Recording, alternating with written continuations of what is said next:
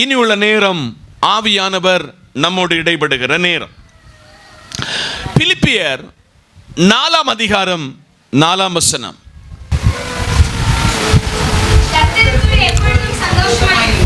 கர்த்தருக்குள் எப்பொழுதும் சந்தோஷமாயிருங்கள், சந்தோஷமாயிருங்கள் என்று மறுபடியும் சொல்லுகிறேன்.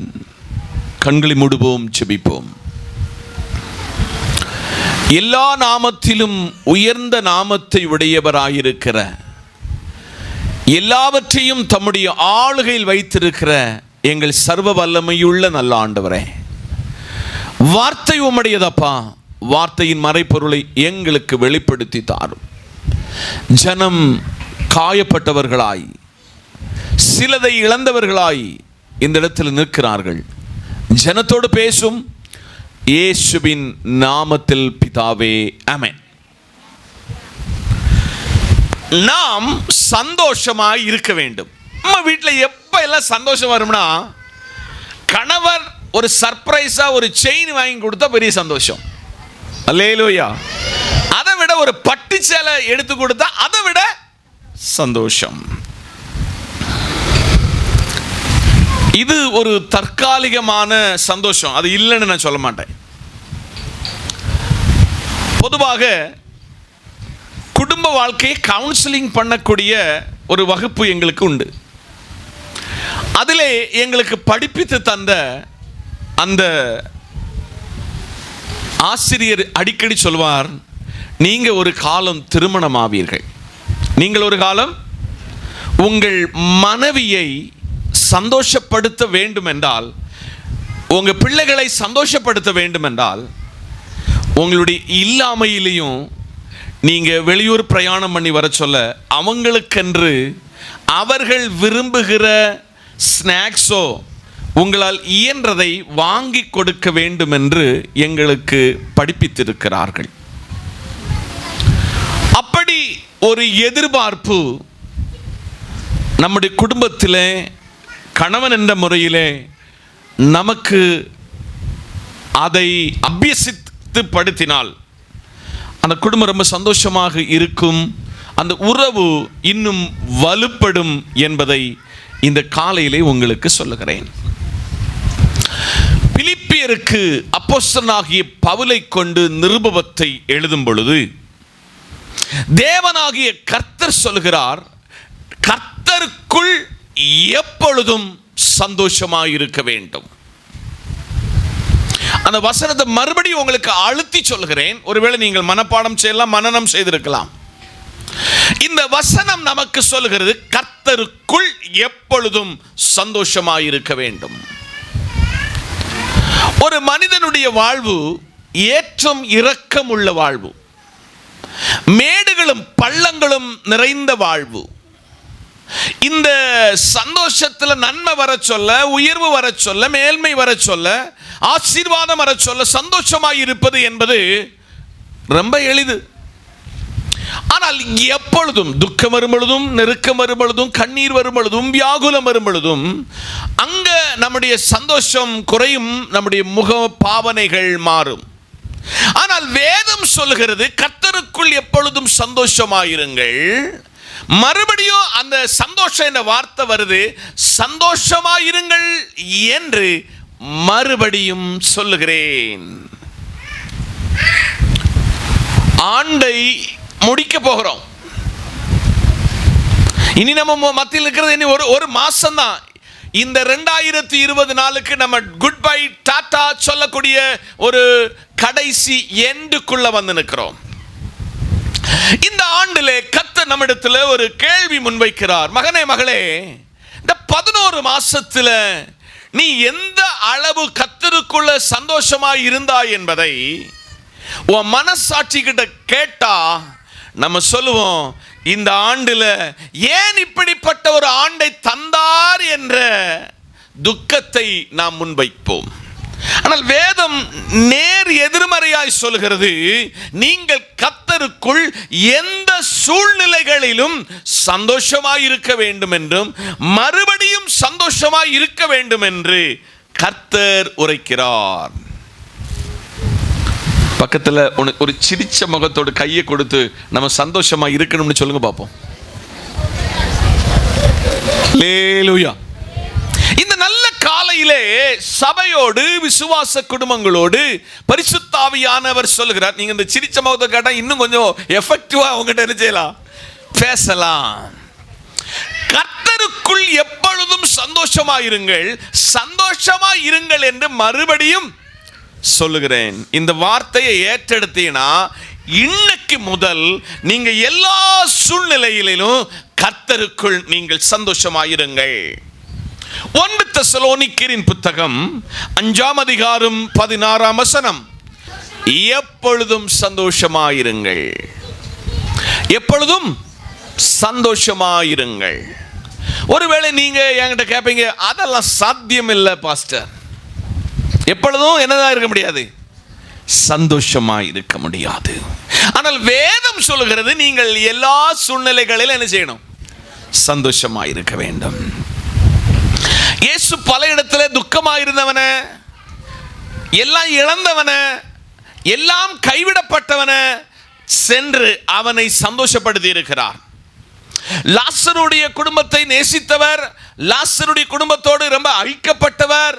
ஆனால் லாசர் வீட்டில் துக்கம் வந்துச்சு, ஆனால் அந்த துக்கத்தை கூட இயேசு சந்தோஷப்படுத்தி அவர்களை மகிழ்வித்ததாக இந்த வேத சரித்திரம் நமக்கு சொல்கிறது. அதனால் இதை குறித்து உங்களுக்கு ஒரு 5 காரியங்களை சொல்வதற்காக ஜெபத்தோடு இந்த காலையிலே நிற்கிறேன். ஆதலால் நம்மை பார்த்து கர்த்தர் சொல்றார், நாம் சந்தோஷமா இருக்க வேண்டும். நாம யாரா இருக்கணும், சந்தோஷமா இருக்க வேண்டும். வாசிக்கலாம் யோவான் 16:20. மெய்யாகவே மெய்யாகவே நான் உங்களுக்கு சொல்கிறேன், நீங்கள் அழுது புலம்புவீர்கள், உலகமோ சந்தோஷப்படும், நீங்கள் துக்கப்படுவீர்கள், ஆனாலும் உங்க துக்கம் என்னதான் மாறும், சந்தோஷமாக மாறும். நம்பர் 1, உங்க துக்கம் சந்தோஷமாய் மாறும். கையை கொடுத்து சொல்லுங்க, உங்க துக்கம் சந்தோஷமாக மாறும்.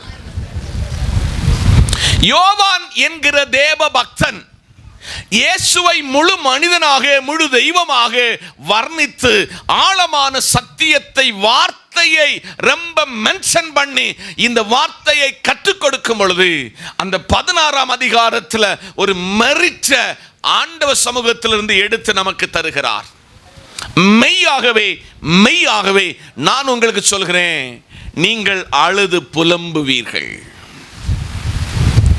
பிள்ளைகளை சொல்லி, தன் வாழ்க்கையை சொல்லி, தன் கடனை சொல்லி, தான் இழந்து போனதை சொல்லி நீங்கள் அழுது புலம்புவீர்கள். ஆனா இந்த காரியத்தை உங்களை பார்த்து உலகம் சிரிக்கும், உலகம் சந்தோஷப்படும், ஆனால் நீங்கள் துக்கப்படுவீர்கள். ஆனாலும் உங்கள் துக்கம் சந்தோஷமாக மாறும்.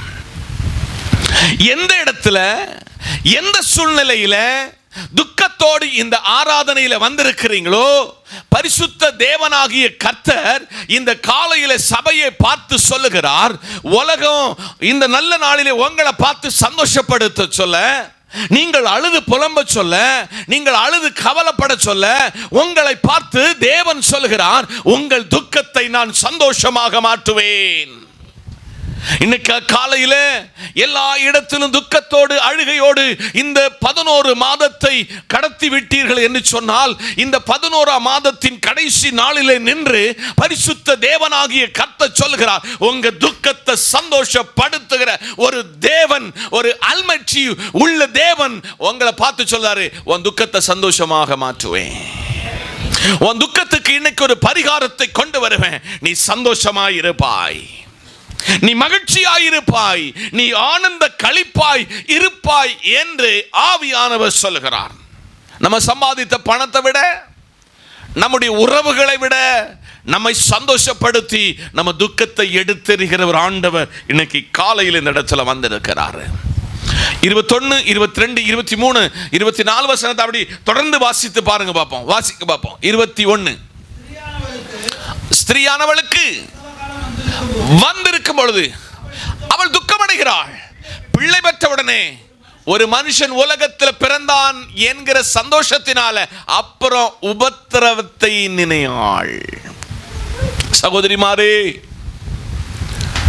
நீங்கள் ஒரு பிரசவ மருத்துவமனையிலே அந்த வார்டுக்குள்ளே கடத்தி விடும் பொழுது, நீங்கள் அந்த இடத்துல ஒரு குழந்தைக்காக பெற்றெடுப்பதற்கு பட்ட வேதனை, பிள்ளை உங்க கையில தர சொல்ல அந்த வேதனை மாறி நீங்கள் சந்தோஷப்படுகிறது போல, மறுபடி அவள் உபத்திரவத்தை நினையாதது போல, நீங்கள் எங்கெல்லாம் வேதனைப்பட்டீங்களோ, யாராலெல்லாம் வேதனைக்குள்ளாக்கப்பட்டீர்களோ, உங்களை பார்த்து கர்த்தர் சொல்கிறார், உன் வேதனையை சந்தோஷப்படுத்தி உன்னை ஆறுதல் படுத்தும். பக்கத்தில் இருக்க தோளை தட்டிய சொல்லுங்க, உங்க சுக்கத்தை சந்தோஷப்படுத்துகிற ஒரு ஆண்டவர் இன்னைக்கு காலையில் வந்திருக்கிறார்.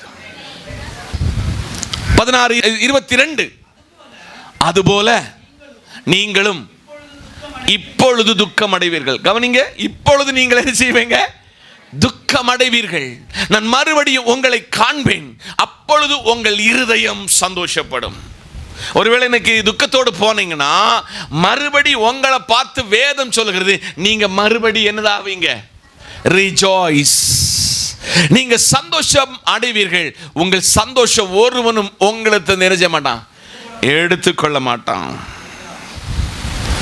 உங்க சந்தோஷத்தை மற்றவங்க ஒருவேளை உங்க பணத்தை பாக்கெட் அடிக்கலாம், திருடலாம், உங்களுக்குள்ள உடைமைகளை திருடலாம். ஆனா உங்க சந்தோஷத்தை ஒருவனாலும் உங்களிடத்திலிருந்து என்ன செய்ய முடியாது? எடுத்துக்கொள்ள முடியாது. இப்படிப்பட்ட ஒரு சந்தோஷத்தை இன்னைக்கு தர விரும்புகிறார். என்னத்துல? உங்க துக்கத்துல இந்த சந்தோஷத்தை அவர் தர விரும்புகிறார். 23 அந்த நாளிலே சோத்திரம், நன்மை வந்தாச்சுன்னா நீங்க என்கிட்ட என்ன செய்ய மாட்டீங்க? ஒன்னும் கேட்க மாட்டீங்க. மெய்யாகவே மெய்யாகவே நான் உங்களுக்கு சொல்லுகிறேன், நீங்கள் என் நாமத்தினால் கேட்டுக்கொள்வது எதுவோ கரங்களை தட்டி,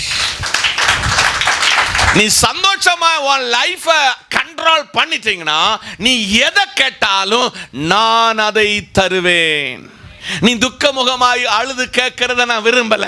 நீ கர்த்தர் சமூகத்துல உன் துக்கத்தை சந்தோஷப்படுத்த நான் விரும்புகிறேன். நீ சந்தோஷப்பட்டுட்டனா, நீ அந்த சந்தோஷத்துல எதை கேட்டாலும் நான் அதை உங்களுக்கு தருவேன். 24 வசனம், அதை எல்லாரும் அந்த வசனத்தை எடுத்துக்கொள்ளணும். இதுவரைக்கும் நீங்க நாமத்தினால ஒன்றும் கேளுங்கள், அப்பொழுது உங்கள் சந்தோஷம் நிறைவாகும்படி பெற்றுக்கொள்வீர்கள். அண்டர்லைன் மனசுல பண்ணுங்க. நேற்று வீட்டு கூட்டத்துல ஒரு ஆளை யாரெல்லாம் சொல்ல மாட்டேன், உங்க பைபிள்ல எங்கெல்லாம் கிரிக்கணுமோ குத்தணுமோ அங்கெல்லாம் குத்திருக்கீங்க. தயவு செய்து ப்ளீஸ் ரிக்வெஸ்டா சொல்லுகிறேன், இந்த பைபிளை ஒரு நாள் எல்லாரும் வந்து பாருங்க. இந்த பைபிள்ல ஒரு இங்கினுடைய ஒரு சொட்டு கூட இது இருக்காது. நான் அவ்வளவு இந்த வேதத்துக்கு ஹானர் பண்ணுகிறேன். அங்க குறிக்கிறது உள்ளத்துல குறிக்கணும். ஆமென்.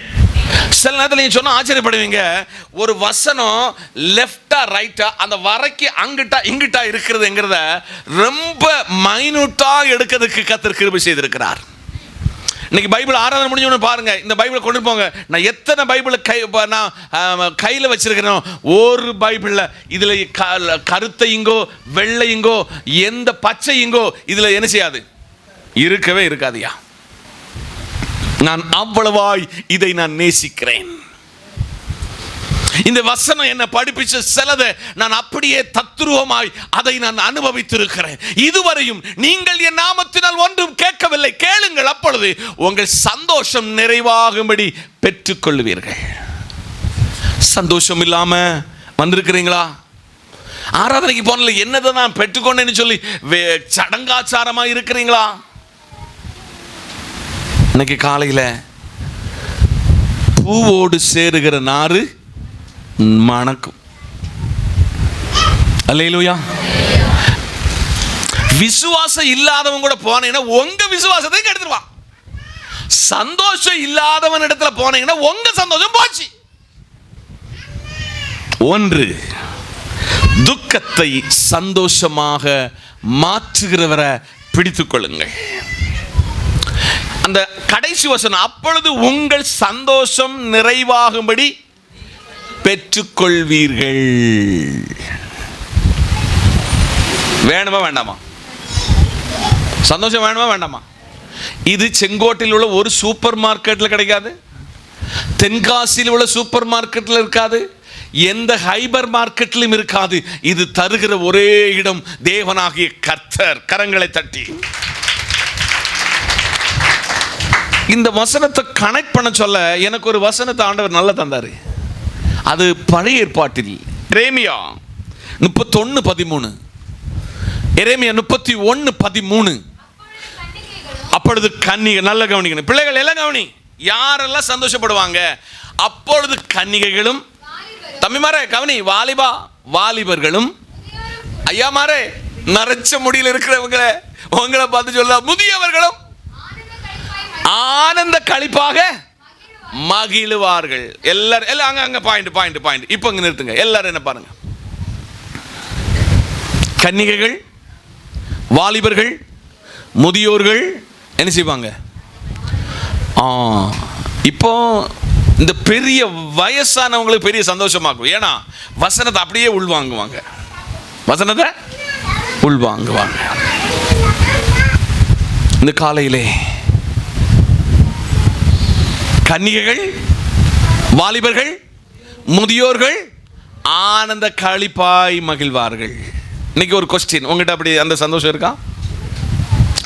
நான் அவர்கள் துக்கத்தை சந்தோஷமாக மாற்றி அவர்களை தேற்றி, சொல்லுங்க, தேற்றி அவர்கள் சஞ்சலம் நீங்க அவர்களை சந்தோஷப்படுத்த. எவ்வளவு கிரேட் காட், எவ்வளவு வல்லமையுள்ள ஆண்டவர். இன்னைக்கு இந்த சந்தோஷத்தை விட்டுட்டோமே. இந்த சந்தோஷம் வீட்டில் இல்லையே, ஒரு தனிப்பட்ட வாழ்விலே இல்லையே.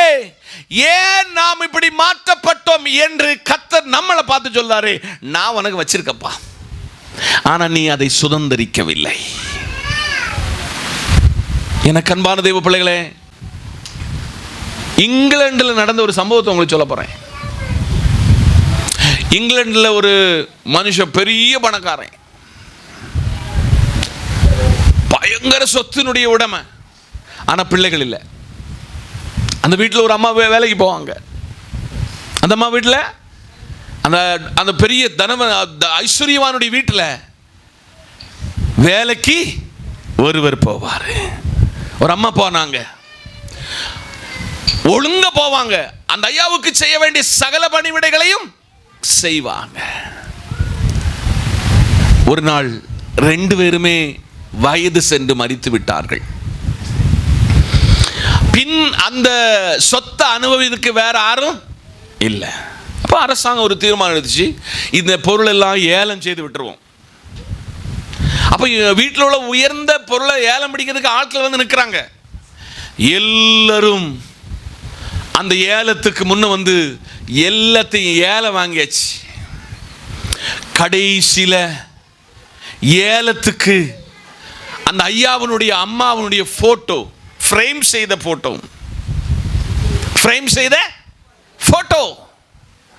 இந்த போட்டோவை ஏல எடுக்கிறதுக்கு யாரும் இல்லை. அந்த வீட்டில் பாத்திரத்தை கழுகின அந்த அம்மா, வீட்டுக்கு ஒற்றை அடிச்ச அந்த அம்மா, இவங்க துணிகளை கழுகின அந்த அம்மா, ஐயோ இவ்வளவு நாள் எனக்கு சாப்பாடு தந்த அவங்களுடைய போட்டோவையாவது எனக்கு எடுக்க முடியும், அதுக்கு மேல திராணி இல்லைன்னு சொல்லி அந்த ஏலத்துக்கு முன்னாக நின்று சொல்லிச்சு, இது எவ்வளவு ரூபானாலும் நான் இந்த ஐயாக்குள்ள அம்மாக்குள்ள போட்டோவை நான் வாங்கி கொள்ளுகிறேன். எனக்கு அன்பான தேவ பிள்ளைகளே, அந்த அம்மா அந்த போட்டோவை ஏலம் கொடுத்து வாங்கி வர சொல்ல, அந்த போட்டோ அப்படி ஃப்ரேம் செய்த போட்டோ கீழே விழுந்துச்சு. அதுக்குள்ளே ஒரு கடிதம் இருந்தது. அந்த கடிதத்துக்குள்ளே ஒரு வாசகம் எழுதியிருந்தது, எனக்கு பிள்ளைகள் இல்லை, என் சொத்தை அனுபவிப்பதற்கு யாரும் இல்லை, எங்குள்ள எல்லா கஷ்ட நஷ்ட சூழ்நிலைகளில் ஒரு வீட்டுக்கு வேலைக்காரியா இருந்த இந்த அம்மா இந்த சொத்துக்கு உடையவன் என்று ஒரு உயில் எழுதப்பட்டிருந்தது. கரங்களை தட்டி இந்த காலையில இந்த சத்தத்தை கவனிக்கிற தேவ பிள்ளையே, நீ கர்த்தருக்காய் உண்மையாய் இருந்தால், நீ கர்த்தருக்காய் உண்மையாய் தேவனையோடு கூட நடந்தால், உன் வாழ்க்கையில வருகிற சந்தோஷத்தை வேற யாராலும் தர முடியாது. அது இயேசு கிறிஸ்துவால அந்த சந்தோஷத்தை தர முடியும். அப்பொழுது உங்கள் கன்னிகைகள், உங்கள் வாலிபர்கள், உங்கள் முதியவர்கள் ஆனந்தமாய் மகிழ்வார்கள். நான் அவர்கள் துக்கத்தை சந்தோஷமாக மாற்றி, அவர்களை தேற்றி, அவர்களை சஞ்சலத்தை மாற்றி, அவர்களுக்கு சந்தோஷத்தை அருளுவேன். இந்த ஆண்டவர் இன்னைக்கு காலையில் உங்களை பார்த்து சொல்ல, அந்த சந்தோஷம் உனக்கு தரப்போறேன், ஏற்றுக்கொள்ள தயாரா? ஆமென். முகவரே சொன்ன, இது ஹைபர் மார்க்கெட்ல கிடைக்கவே கிடைக்காது. இது ஒருவரிடத்துல மட்டும் கிடைக்கும். அதுதான் இயேசு கிறிஸ்து. ஒன்று, துக்கத்தில் என்ன தருவாரு? சந்தோஷத்தை தருவார். நம்பர் 2, 2 கொரிந்தியர் 7ஆம் அதிகாரம் 4ஆம் வசனம். மிகுந்த தைரியத்தோட உங்களுடன் பேசுகிறேன், உங்களை குறித்து மேன்மை பாராட்டுகிறேன், ஆறுதலால் நிறைந்திருக்கிறேன்,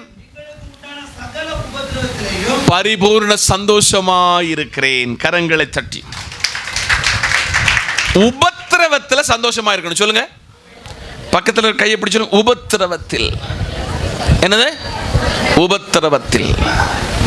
இயேசு சொன்னார், பூமியில் உங்களுக்கு என்னது இருக்கு? உபத்திரவம் இருக்கு. இந்த நல்ல காலையிலே அப்போஸ்தலனாகிய பவுல் தமஸ்குருவிலே சவுலாயிருந்த பொழுது, நானே ராஜா, நானே மந்திரி, நான் படிச்ச பட்டம் என்ன, நான் படிச்ச நியாயப்பிரமாணம் என்ன, நான் கமாலியனுடைய பாதத்தில் தோளை தட்டி தூக்கி விடுவாரு. இப்ப அவன் பவுலான உடனே கொரிந்தில நின்று மக்களோடு சொல்கிறான், மக்களே, இப்ப எனக்கு ஒரு தைரியம் இருக்கிறது, தைரியத்தோடு உங்களோடு கூட பேசுகிறேன், உங்களை குறித்து நான் மேன்மை பாராட்டுகிறேன், ஆறுதல் நிறைந்திருக்கிறேன், எங்களுக்கு உண்டான சகல உபத்திரவத்தையும் பூரண சந்தோஷமாக்கி இருக்கிறீங்க. நீங்க பசியாயிருந்தோம், பட்டினியாயிருந்தோம், அடிக்கப்பட்டு சிறைச்சாலையில போடப்பட்டோம், எங்களுக்கு தோள் கொடுத்தவங்க யாரு? கொரிந்து சபை. இன்னைக்கு காலையில வாழ்வில் உபத்திரவம் வரும். வாழ்வில் நேசித்தவர்கள் நம்மை கைவிடுவார்கள், நம்மளை தூற்றுவார்கள், நம்மளை பார்த்து பார்க்காதவர்களை போல போவார்கள். இது உலகம், இது சகஜம். ஆனால் என் கர்த்தர் சொல்லுகிறார், உபத்திரவத்தில் உனக்கு ஒரு பூரண சந்தோஷத்தை நான் தருவேன். நண்பன் உன்னை கைவிட்டாலும், உற்றார் உன்னை கைவிட்டாலும், உபத்திரவத்தில் கூட இருக்கிறவர் ஒருவர், அவர்தான் என் நேசர். ஆமென். அவர்தான் என் நேசர். வீட்டில் போய் 7ஆம் அதிகாரத்தினுடைய 4 இருந்து நீங்க 16 வரை வீட்டில் வாசிக்கணும். எனக்கு இப்போ அதை சொல்லி உங்களுக்கு நேரத்தை அடுத்த வசனத்தை சொல்வதற்கான வாய்ப்பை விட்டுவிடக்கூடாது என்று அறிந்து கவனித்து அடுத்த வசனத்துக்குள்ளே உங்களுக்கு கொண்டு போறேன். வீட்டில் அண்டர்லைன் எழுதி வீட்டில் போய் அதை வாசிக்கணும். 1 தெசலோனிக்கர் 1:6, 1 தெசலோனிக்கர் 1:6, நீங்கள் மிகுந்த பரிசுத்த ஆவியின் சந்தோஷத்தோட எங்களையும் கரங்களை தட்டி. The great leader ஆக்கும் புதிய ஏற்பாட்டில் the Saint Paul, பவுல் இந்த தெசலோனிக்க சபையை ரொம்ப மெச்சி எழுதுகிறாரு. எப்படி எழுதாரு? இந்த மக்களை போல எங்களுக்கு நேசித்து எங்களுடைய கஷ்டத்தில் எங்களுடைய காரியங்களுக்கெல்லாம் இவங்க மன ரம்யமாக எங்களுக்கு செய்த காரியங்கள் எல்லாம் ரொம்ப ரொம்ப ரொம்ப ரொம்ப ரொம்ப உபத்திரவத்தில் கர்த்தரோட நோக்க பார்த்து ஒரு சபையாக்கும் இந்த தெசலோனிக்க சபை. இந்த பவுல், நீங்கள் மிகுந்த உபத்திரவத்தில் பரிசுத்த ஆவியின் சந்தோஷத்தோட, என்னதுல? அல்லேலூயா. பரிசுத்த ஆவி உங்களை சந்தோஷப்படுத்தும். அல்லேலூயா. பரிசுத்த ஆவி உங்களை மகிழ்விக்கும். பரிசுத்த ஆவி உங்களை தோளை தட்டி சொல்லும், ஆறுதல் படுத்தும். பரிசுத்த ஆவியின் சந்தோஷத்தோட திருவசனத்தை ஏற்றுக்கொண்டு, ஹலோ, யாரெல்லாம் வசனத்தை ஏற்றுக்கொள்கிறீங்களோ உங்க வீட்டில் என்னது இருக்கும்?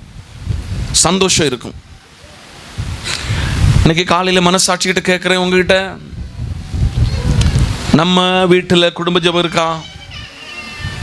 அனுதினமும் வேதத்தை வாசிக்கிறோமா? இல்லை ஞாயிற்றுக்கிழமை மட்டும் உள்ள இந்த புத்தகமாக இன்னைக்கு மாற்றிருக்கிறோமா? ரெண்டாவது, உங்கள் உபத்திரவத்தில் உங்களுக்கு சந்தோஷம் உண்டாக வேண்டும். என்னதுல? உபத்திரவத்தில். நான் உபத்திரவப்பட்டது நல்லது, அதனால் தேவ பிரமாணத்தை நான் கற்றுக்கொண்டேன். உபத்திரவப்படுகிற தேவ பிள்ளையே, என்னைக்கு அது உங்களுக்கு உபத்திரவமாக இருக்காது. திருவசனத்தை நீங்கள் ஏற்றுக்கொண்டீங்கன்னா உங்கள் துக்கத்தெல்லாம் சந்தோஷப்படுத்தி உங்களை ஆறுதல் படுத்துகிற ஒரு ஆண்டவர். மத்தேயு எழுதிய சுவிசேஷம் 5ஆம் அதிகாரம் 11-12 திருப்பிக் கொள்ளுங்கள். என் நிமித்தம் உங்களை நிந்தித்து துன்பப்படுத்தி பலவிதமான தீமையான மொழிகளையும் உங்கள் பேரில் பொய்யாய் சொல்வார்கள், நீங்கள் பாக்கியவானாய் இருப்பீர்கள். 12, சந்தோஷப்பட்டு களி கூறுங்கள், பரலோகத்தில் உங்கள் பலன் மிகுதியாயிருக்கும். உங்களுக்கு முன்னிருந்த தீர்க்கதரிசிகளை இப்படிதான் துன்பப்படுத்தினார்கள். அல்லேலூயா. என் நிமித்தம் நீங்கள் நிந்திக்கப்படுவீர்கள். அல்லேலூயா. இது காதல கலத்தின கூட்டம். இவங்க கூட என்ன செய்யக்கூடாது?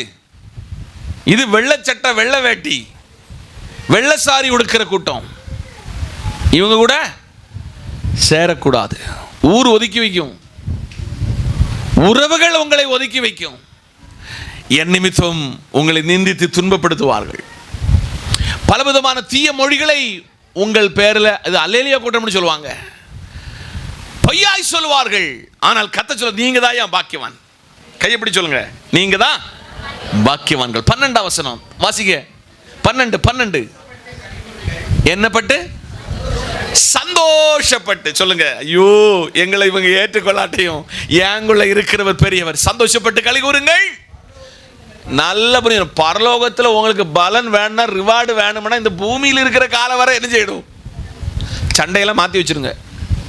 இந்த அடிக்கடி யாருக்கெல்லாம் சண்டை வரும் தெரியுமா? இந்த பொட்டப்பிள்ளை வச்சிருக்கிற இந்த அம்மாமாருக்கும் இந்த பொட்ட பிள்ளைக்கும் அடிக்கடி காலை நேரமா எந்திரி. அடுத்த சண்டை யாருக்கு சண்டை தெரியுமா? கணவனும் மனைவிக்கும். நீ எனக்கு அது வாங்கி தரல, நீ இது வாங்கி தரல, உயிர் உள்ள நாளெல்லாம் ஒன்றை நான் நினைச்ச மாட்டேன், என் உள்ளத்தில் வச்சுக்கிட்டே இருப்பேன். இது எங்க உள்ள விசுவாசம், எங்க உள்ள சத்தியம்? உயிர் போக தட்டியும் பேச மாட்டேன். உயிர் போனா எப்படி பேசுவ? செத்தா என் முகத்தில் கூடி முழிக்க கூடாது. செத்தா கூட செத்து கழிஞ்சு எப்படி முகத்தை பார்ப்பாங்க? யாரு வந்து போற ஒருத்தர் கையை கட்டி இழுத்துருவாங்களே, போச்சு ஜாலி முடிஞ்சு. நீ வெளியில வந்துடும் சொல்லி உடனே ஃப்ரீசர்ல தூக்கி உள்ள வச்சிருவான். இது உலகம். இன்னைக்கு காலையில யார் வீட்டில் சந்தோஷம் இருக்கோ, நீங்க பரலோகத்தில் போச்சு அந்த சந்தோஷம். இந்த பூமியில சந்தோஷம், அழுகையும் பற்கடிப்பும் துக்கமும் இருந்தா அங்க போன உன விரட்டி ஓடிச்சு விட்டுருவாரு. பூமியில் இருக்கிற காலம் வர கஞ்சி கிடைச்சாலும் சோத்திரம் பண்ணுங்க. ஆமே. கூழு கிடைச்சாலும், அப்ப என் மனைவி கூழு செய்து தந்திருக்கா, சோத்திர ஆண்டவரே. சபைக்கு கத்த சொல்கிறார். உபத்திரவத்தில் சந்தோஷம் உண்டு, உபத்திரவத்தில் சந்தோஷம் உண்டு. இன்னைக்கு காலையில ஆண்டவரே, நான் எங்கெல்லாம் ஆண்டவரை உபத்திரப்பட்டுக்கிட்டு இருக்கேன், இன்னைக்கு ஆண்டவர் சொல்ல முற்றுப்புள்ளி வைக்க விரும்புகிறேன்.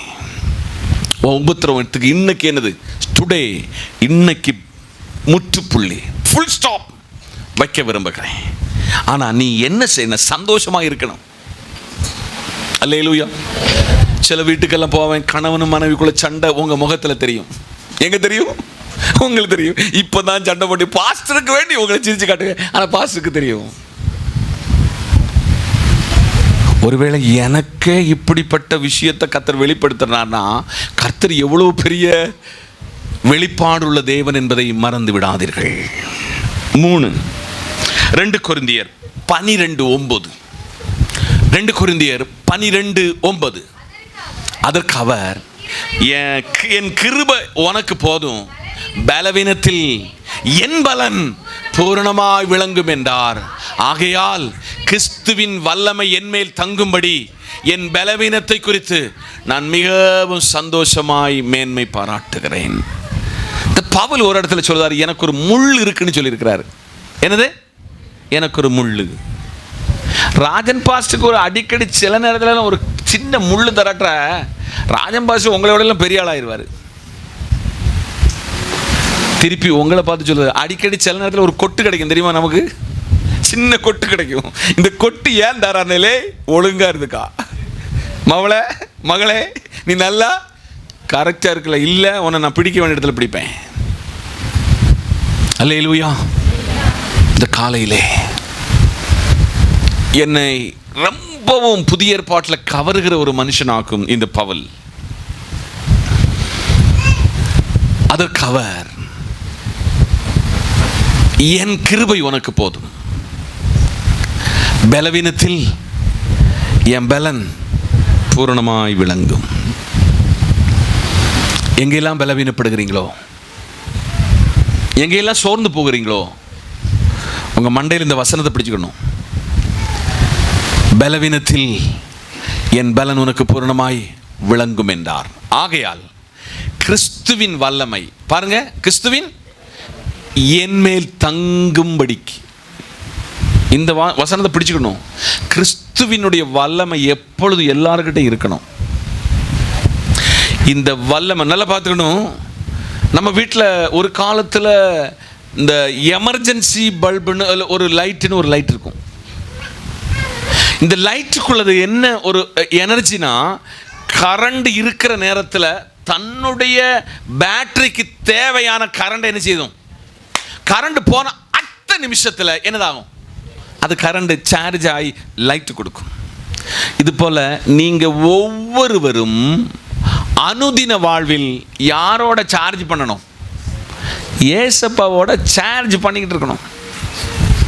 உங்கள் வசனத்தை அடிக்கடி வாயில் சொல்லுங்க, இருதயத்தில் சொல்லுங்க. இது மண்டையில் ஓடிக்கிட்டே இருக்கும் இந்த வசனம். அந்த அடுத்த என்ன இடத்துல நெருக்கமாக இருக்கீங்களோ அந்த இடத்துக்கு நேராக இந்த வசனம் பேசும். அந்த இடத்துல உங்களை தைரியப்படுத்தும். அல்லேலூயா, அல்லேலூயா, அல்லேலூயா. அதனால இன்னைக்கு காலையில் பரிசுத்த ஆவியானவர் சொல்கிறாரு, பலவீனத்தில் நம்ம யாரா இருக்கணுமா? பலவீனத்தில் நான் என் பலவீனத்தை குறித்து நான் மிகவும் மேன்மை பாராட்டுகிறேன். விசுவாசி சொல்லுவீங்களா? பலவீனத்தில் அதான் இன்னைக்கு பவுல் மட்டும்தான், யாராலும் ராஜன் பாஸ்டரால சொல்ல முடியாது. பலவீனத்தில் நான் சந்தோஷமாய் மேன்மை பாராட்டுகிறேன். ஒரு காய்ச்சலுக்கு சர்ச்சுக்கு வர மாட்டோம் தெரியுமா நம்ம? அல்லேலூயா.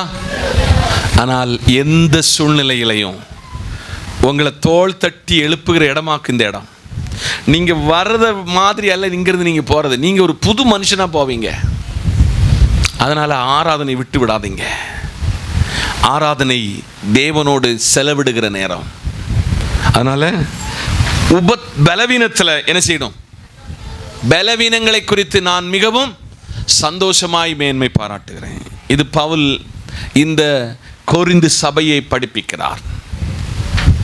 கொரிந்து மக்களுடைய பலவீனம் எல்லாம் அவருக்கு தெரியும். கொரிந்தினுடைய மக்களுடைய ஃபுல் கேரக்டர் அவருக்கு தெரியும். ஆனால் அவர்களோடு தெளிவாக இந்த வார்த்தை உரைக்கிறார்.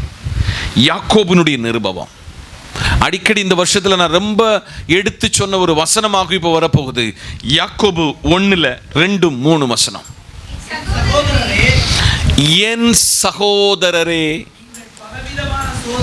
நீங்கள் பலவிதமான சோதனைகளில் அகப்படும் பொழுது உங்களுடைய விசுவாசத்தின் பரீட்சையானது பொறுமையை உண்டாக்க வேண்டும் என்று அறிந்து கரங்களை தட்டி. வேதத்தில் ஒரு வசனம் சொல்ல, சோதனையை சகிக்கிறவன் பாக்கியவான். என் சகோதரரே, நீங்கள் பலவிதமான சோதனையில் அகப்படும் பொழுது, இன்னைக்கு காலையிலே சபையை பார்த்து கத்த சொல்கிறாரு, சோதனை எவ்வளவெல்லாம், அல்லது பலரிடத்திலிருந்து வருகிற சோதனையை நீங்க அகப்படக்கூடாது என்று ஆண்டவர் உரைக்கிறார். என் சகோதரரே, பலவிதமான சோதனையில் அகப்படும் பொழுது, மூணாம் வசனம், உங்கள் விசுவாசத்தின் பரீட்சையானது, அல்லேலூயா, நல்லா பிடிச்சுக்காங்க. நீங்கள் ஆஸ்பத்திரிக்கு போனீங்கன்னா உங்களுக்கு என்ன பலவீனம்னு சொல்லி டாக்டரு உங்களை ஒரு டெஸ்ட்டுக்கு கொடுப்பார். என்னது? பிளட் டெஸ்ட், யூரின் டெஸ்ட், அடுத்து ஸ்கேனிங் என்று ஒரு பெரிய நீண்ட பட்டியலை அவர் நமக்கு கட்டளையிடுவார். உங்கள் விசுவாசத்தில் பரீட்சை இருக்கிறது. என்ன இருக்கிறது? எக்ஸாம் இருக்கிறது. அது பொறுமையை உண்டாக்க வேண்டும் என்று அறிந்து அதை மிகுந்த சந்தோஷமாக எண்ணுங்கள். நம்ம விசுவாசியுடைய ரொம்ப பேருடைய ஒரு கம்ப்ளைண்ட் ஆகும், பாஸ்டர் சரியா தூக்கல. நாங்கள் எவ்வளவுதான் உழைக்கிறோம், அதனுடைய பெனிஃபிட் எங்களால் என்ன செய்ய முடியல, அனுபவிக்க முடியல. இன்னைக்கு நான் உங்கள்கிட்ட சொல்லுதேன், ஒரு நாள் முழுமையாக விட்டால் தூங்கிறதுக்கும் ஆண்டவர் உங்களை தானே வச்சாரு. உங்களுக்கு தூக்கம் குறைய சொல்ல 2 காரியம் செய்யுங்க. 1 ஜெபம் பண்ணுங்க, 2 வேதம் வாசிங்க, உங்கள் தூக்கம் அழகாக இருக்கும். ஆமென். அதனால் இன்னைக்கு காலையில் சோதனை வருகிற நேரத்தில் யாராக இருக்கணும்? சந்தோஷமாக இருக்கணும். சோதனை சகிக்க கத்திட்ட பலனை கேட்கணும். நாங்கள் எல்லாம் இந்த 25 ஆண்டுகள், கேரளாவில் அந்த 3 ஆண்டுகள், ஒரு நாள் கூட ஏதோ ஒரு இடத்துல சோதனையை கடத்தி விடாமல் நாங்கள் எங்கள் வாழ்க்கை ஆண்டவர் விடவே இல்லை. ஆனால் அந்த சோதனையில் ஒரு சுகத்தை தந்தார் தெரியுமா? இதுதான் கர்த்தர். நேசித்தவர்கள், அன்பு செலுத்தினவர்கள், ஆதரித்தவர்கள் தூரம் போனாங்க. ஆனாலும் எங்களை அழைத்தவர் இதுவரை அந்த சோதனையை சகிச்சு நிற்க பலம் தந்தார், அந்த சந்தோஷத்தை தந்தார். அதான் கர்த்தர். பல நேரத்தில் உங்கள்கிட்ட நாங்கள் சில நேரத்தில் சிரிச்சு தான் உங்கள்கிட்ட இந்த வார்த்தையை பேசுகிறேன். ஆனால் உள்ளான உள்ளத்தில் பலதை குறித்து துக்கப்பட்டு வேதனைப்பட்டது உண்டு. ஆனாலும் அந்த இடத்துல நாங்கள் யாராக இருக்கிறோம்? சந்தோஷமாக இருக்கிறோம். இது எனக்கு இந்த வேதம் கற்றுக் கொடுத்தது. இந்த வேதம் என்னை படிப்பித்தது. இந்த வேதம் என்னை உள்வாங்கினது. இன்னைக்கு காலையில் 2ஆம் வசனத்துக்கு மறுபடியும் நம்ம வருவோம். 2ஆம் வசனம், என் சகோதரரே, நீங்கள் பலவிதமான சோதனையில் அகப்படும் பொழுது, நல்லா புரிஞ்சுக்க, நீங்கள் என்னதெல்லாம் சோதனையில் அகப்படுகிறீங்களோ, உங்கள் சோதனை மட்டும் இருக்காது வாழ்வு, சோதனைக்குள்ள ஒரு சந்தோஷம் வருகிறது. சோதனைக்குள்ள ஒரு சந்தோஷம் இருக்கிறது. அது நீங்கள் பணத்தால் தர முடியாதது, உறவுகளால் தர முடியாது, நண்பனாய் தர முடியாதது, கர்த்தரால் தருகிற சந்தோஷம் என்பதை இந்த காலையிலே உங்களுக்கு அறிவிக்கிறேன். கடைசியாக ஒரு காரியத்தை சொல்லி நான் உங்களிடத்திலிருந்து இன்றைக்கு விடைபெறுகிறேன். ரோமர் 12:12 அடிக்கடி இந்த வசனமும் உங்களுக்கு மென்ஷன் ஆகிக்கொண்டே இருக்கிறது. நம்பிக்கையிலே சந்தோஷமாயிருங்கள், உபத்திரவத்தில் பொறுமையாயிருங்கள், ஜெபத்தில் உறுதியாயிருங்கள். கரங்களை தட்டி பாட்டு பாடுவோம். என் நம்பிக்கையே உமக்கு ஸ்தோத்திரம், 100க்கு 100 உண்மையே நான் நம்புவேன், அற்புதம் செய்திடுங்க. பாடல், இனிமையான பாடல். நம்பிக்கையில 5 சந்தோஷம் இருக்கணும். என்னதுல? நம்பிக்கை. இன்னைக்கு உங்கள்கிட்ட எல்லாத்தையும் கர்த்தர் கேட்கிறார், உனக்கு நம்பிக்கை இருக்கா மகனே? நீ உன்னுடைய ஆயுசு நாட்களில் ஒரு வீடு கட்டுவாய் என்று நம்பிக்கை இருக்கிறதா? நீ உன்னுடைய கடனை எல்லாம் மாட்டி சந்தோஷமா வாழ்வாயா? போன வாரத்தில் ஒரு பிரதர் சொன்னார், பாஸ்டர், எங்க கடத்தை 95% ஆண்டவர் என்ன செய்திருக்கிறாரு, சரி. இது கேட்க சொல்ல எவ்வளவு சந்தோஷம் தெரியுமா? இப்ப நிக்கிறது 5%. நான் அவர்கிட்ட சொன்ன இந்த 5% என்னதாகும்? சால்வ் ஆகும். நம்பிக்கையில் யாரா இருங்க? சந்தோஷமாயிருங்க. அடுத்தது, உபத்திரவத்தில் பொறுமையாயிருங்க, ஜெபத்தில் உறுதியாயிருங்கள். நமக்கு ஒரு பெரிய கான்ஃபிடென்ட் கர்த்தர் இன்னைக்கு காலையில தருகிறாரு. நம்பிக்கையில சந்தோஷமா இருக்கு. நீங்க என்னென்னலாம் எதிர்பார்த்து இருக்கிறீங்களோ அதுல நீங்க நம்பிக்கையில யாரா இருக்கணும்? கையில இப்ப வரல. நான் என் காரு பழைய கார்லையும் புதிய கார்லையும் வசனத்தை இதுவரை மாற்றல. நாங்கள் தரிசித்து நடக்கல, நாங்கள் விசுவாசத்தில் நடக்கிறோம். எனக்கு என்ன ஒரு காரியத்தை வருதுக்கு முன்ன சந்தோஷப்படுகிற ஒரு ஆளாக நானே. வரதுக்கு முன்ன இந்த வசனம் என்ன படிப்பிச்சு கொடுத்து, நம்பிக்கையில என்ன நம்பிக்கை? நீங்க என்ன விரும்புகிறீங்களோ அது எங்க கையில வரல, வந்ததற்கு சந்தோஷம். ஆமென், ஹல்லேலூயா. நீங்க அடிக்கடி சொல்லுவேன், உங்க ஊழியர்களுக்கும் நம்ம சபையில் 2-3 பேருக்கு இருக்கிற வாகனம் அல்ல, உங்க எல்லாருக்கும் வாகனத்தை தருவாரு. அதை நம்பிக்கை வச்சு சந்தோஷப்படுங்க. ஆமென். உபத்திரவத்தில் பொறுமையாயிருங்க, ஜெபத்தில் ஸ்தோத்திரம், நம்பிக்கையில் சந்தோஷம். இப்போ ஒரு ஆள் அவங்களுக்கு பழக்கப்படுத்தி முடிச்சு உங்களை உங்க வீட்டுக்கு அனுப்ப போறேன். 1 சாமுவேல் 2:1.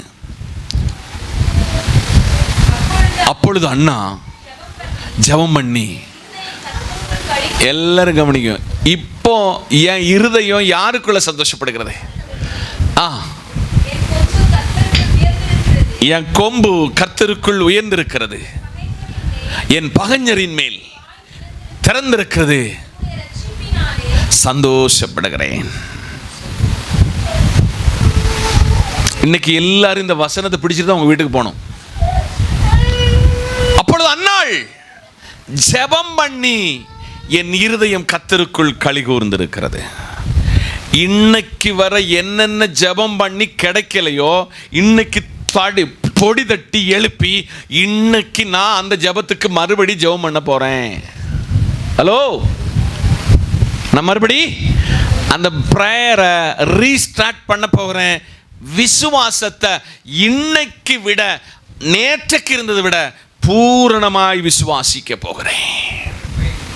அந்நாள் ஜெபம் பண்ணி இருதயம் கர்த்தருக்குள் களி கூர்ந்து. என்னத்துக்கு ஜெபம் பண்ணா? பிள்ளைக்கு. இந்த பிள்ளை யாருக்கிட்ட கொடுக்கிறதுக்கு? ஏலி கிட்ட கொடுக்க, கர்த்தருக்கு கொடுக்க. இந்த பிள்ளைய நான் இப்ப களி கூறுகிறேன். இப்ப என் கொம்பு உயர்த்தப்பட்டிருக்கிறது, கர்த்தருக்குள் உயர்ந்திருக்கிறது. என் பகைஞர் மேல் என் வாய், உனக்கு மட்டும் இல்ல பிள்ளை, எனக்கு பிறக்கிற பிள்ளை தீர்க்கதரிசியாக்கும், எனக்கு பிறக்கிற பிள்ளை ஆசாரியனாகும், எனக்கு பிறக்கிற பிள்ளை நியாயாதிபதியாகும். அல்லேலூயா. இன்னைக்கு காலையில் உங்க பிள்ளைகளை பார்த்து சொல்லணும், என் பிள்ளையை ஆரோக்கியமுள்ள பிள்ளையாக கர்த்தர் மாற்றி இருக்கிறார், என் பிள்ளையை புத்தி உள்ள பிள்ளையாய் மாற்றி இருக்கிறார், என் பிள்ளையை சௌந்தரியம் உள்ள பிள்ளையாய் மாற்றி இருக்கிறார். ஒன்று சொல்லி பாருங்க, நாளை அதை விட வீரனா வந்து நிற்பா அவங்ககிட்ட, வீராங்கனியா உங்க பிள்ளை வந்து நிற்கும். பகைஞரின் மேல் என் வாய திறந்தாரே, உம்முடைய ரட்சிப்பினாலே சந்தோஷப்படுகிறேன். அதனால நம்பிக்கையில் என்ன வேணும்? சந்தோஷமா இருக்கணும். இங்க இருக்கிற ரொம்ப பேருடைய வாழ்வில் கேள்விக்குறி. முட்டு போட்டு ஜெபம் பண்ணிட்டேன், முழங்கால் போட்டு ஜெபம் பண்ணிட்டேன், அழுது ஜெபம் பண்ணிட்டேன், உபவாசி ஜெபம் பண்ணிட்டேன், ஒன்றும் நடக்கலையே. இல்லை, நடக்கும். திரும்பி ஒரு அண்ணாளை போல திரும்பி வாங்க. அண்ணா போய் அழுதத ஏலி பார்த்து சொன்ன, இவ ஏதோ திராட்சை ரசத்தை அவ சொல்லுதாரு, ஐயா நீர் நினைக்கிறது மாதிரி நான் திராட்சை ரசத்தையும் மதுபானத்தையும் குடிக்கிறவள் அல்ல, நான் ஒரு மன கிளேசம் உள்ளவள். பல மன கிளேசத்தோடு இன்னைக்கு காலையில் வந்திருக்கிறீங்களா? பிள்ளைகளுக்கு, பேர பிள்ளைகளுக்கு கல்யாணம் நடக்கலன்னு சொல்லி கேள்விக்குறியோடு வந்திருக்கிறீங்களா? ஒரு வீடு இல்லைன்னு சொல்லி கவலைப்பட்டு வந்திருக்கிறீங்களா? இந்த கர்த்தர் அவாந்தர வழிகளில் ஆறுகளை, பாட்டு பாடணும் தெரியுமா? இனி உங்களை வனாந்தரத்தில் சுத்த விட மாட்டாரு. இனி வனாந்தரத்தில் உங்களை சுத்த விட மாட்டாரு. உங்களை உயர்த்தி அழகு பார்ப்பார், உங்களை உயர்த்தி கனம் பண்ணுவார். அதற்கு இங்கு பேசுகிற நான் உங்களுக்கு ஒரு பிரதான சாட்சி என்பதை, என் குடும்பம் உங்களுக்கு ஒரு சாட்சி என்பதை இன்னைக்கு காலையிலே பதிவிடுகிறேன். அதனால நீங்கள் சந்தோஷமாக இருக்க வேண்டும். நீங்கள் நம்பர் 1, துக்கத்தில் நீங்க யாரா இருக்கணும்? சந்தோஷமா இருக்கணும். 2, உபத்திரவத்தில் சந்தோஷமா இருக்க வேண்டும். 3, பலவீனத்தில் சந்தோஷமா இருக்க வேண்டும். 4, சோதனையில் சந்தோஷம் உள்ளவளாக இருக்கணும். 5, நம்பிக்கையில் சந்தோஷம் உள்ளவளாக இருக்க வேண்டும். அப்படி இருக்கிற இடத்துல தலைகளை தாழ்த்துவோம். பரிசுத்த ஆவியானவர் இந்த பகல் பொழுதிலே அவருடைய மெல்லிய சத்தத்தை நமக்கு நேராக அனுப்பியிருக்கிறார். அவருடைய மெல்லிய சத்தம் உங்களுக்கும் எனக்கு ஒரு சந்தோஷத்தை, உங்களுக்கும் எனக்கு ஒரு ஆறுதலை, உங்களுக்கும் எனக்கும் ஒரு கிருபையை இந்த காலையில் தரப்போகிறது. வலது கரத்தை உயர்த்தி சொல்லுங்க, ஆண்டவரே, நான் ரட்சிக்கப்பட்டு ஒரு நாள் கூட இதுவரையும் சந்தோஷமா இருந்ததில்லை ஆண்டவரே. நான் விவாகமாகி இன்றைக்கு வர சந்தோஷமாய் இருந்ததில்லை ஆண்டவரே.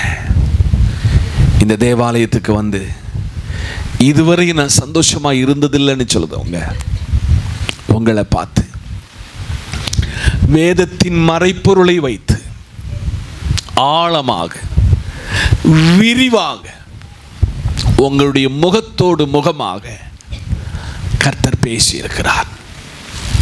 ஆண்டவரே, அந்த சந்தோஷம் எனக்கு வேண்டும். இல்லாவிட்டால் நான் உங்களை விட மாட்டேன். இல்லாவிட்டால் உங்களை விட மாட்டேன்.